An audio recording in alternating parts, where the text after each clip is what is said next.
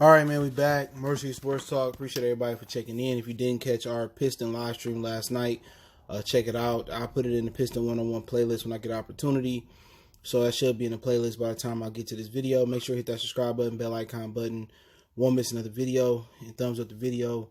Comment, please. But yeah, don't forget to check out the Detroit Piston Talk playlist for regular videos for Piston Talk. But some people missed the beginning of the live stream yesterday, and I'm going to explain the amnesty of Blake Griffin a little bit, and then we kind of get into the main topic of the video. All right, when they did the last CBA in 2011, I believe, they gave one team an opportunity to amnesty a player contract off the books. Now what happens is they're able to buy that contract out in full, but it doesn't count against the cap. Okay, so they would, like with Blake, they would get, they would buy him out basically for $70 million, whatever he's owed, and then his figure doesn't count against the cap. So they would have, instead of having around $40 million next year, they would have around $75 million in cap space. If that is part of the new CBA and it's being talked about, it could be. Now the CBA got pushed back because of what's going on with the season. It's like to the end of the summer, beginning of fall, they're gonna try to get a new collective bargaining agreement. So you could see a situation where the Pistons amnesty Blake, or Blake asked to be amnestied so he can go try to win the championship in the tail end of his career, but he's only 31 years old.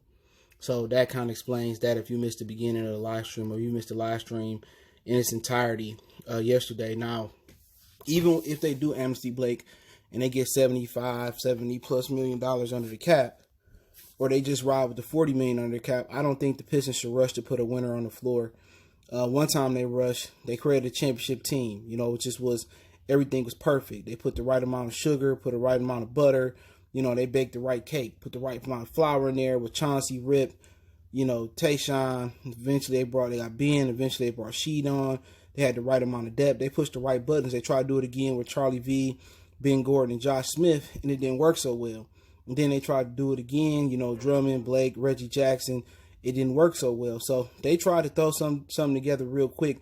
And the one thing they haven't done was build through the draft since they got since they got Grant Hill. And I think they need to take it slow. Now, certain guys that's available that you can't pass up on. Now, they list may be a little bit different from mine because you don't know who's available in the league, who's up for trade, who not. But the guys that's in free agency, obviously Anthony Davis, which I think he's going back to LA. Obviously, Brandon Ingram is restricted.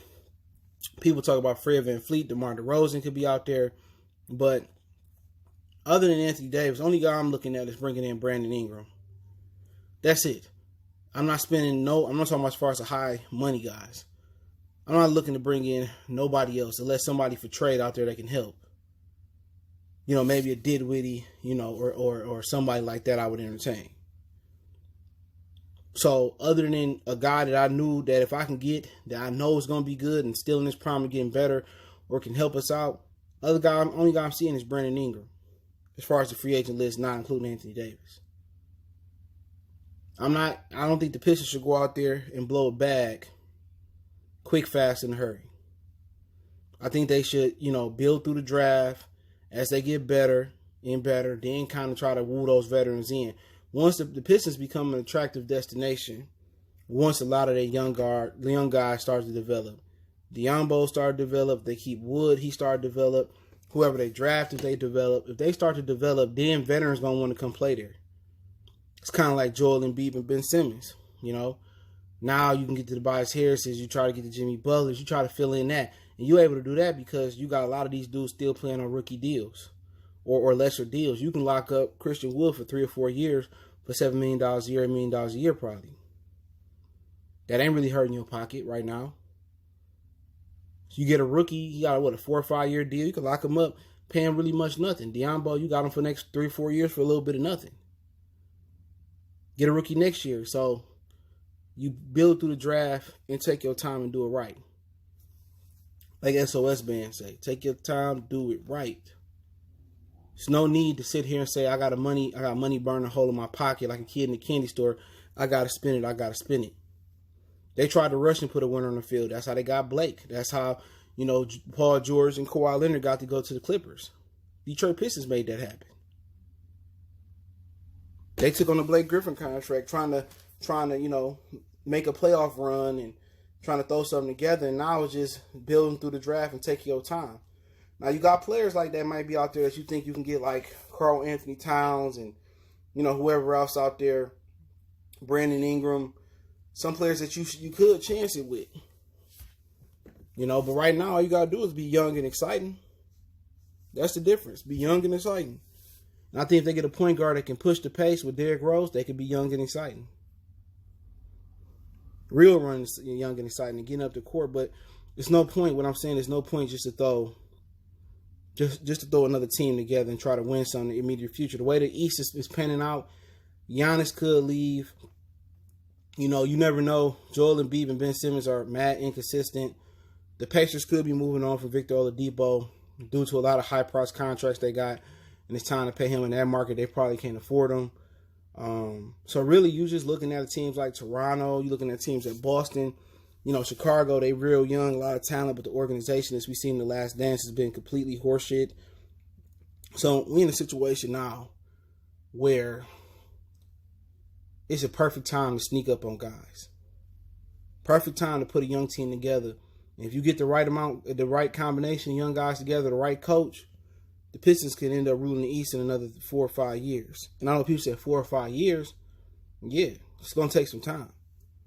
Every championship team that's built makeshift, that's built from the ground up, you go through. When they had Isaiah, that was the running gun Pistons with Kelly Tribuca. They scored a lot of points, getting up and down the floor. Eventually, they had to get a defensive identity. They added Joe Dumars, John Sally, Rick Mahorn, Vinnie Johnson. Eventually, they added Bill Laimbeer. They added Dennis Rodman. And then today, basically locked in defensively, they wasn't a great team.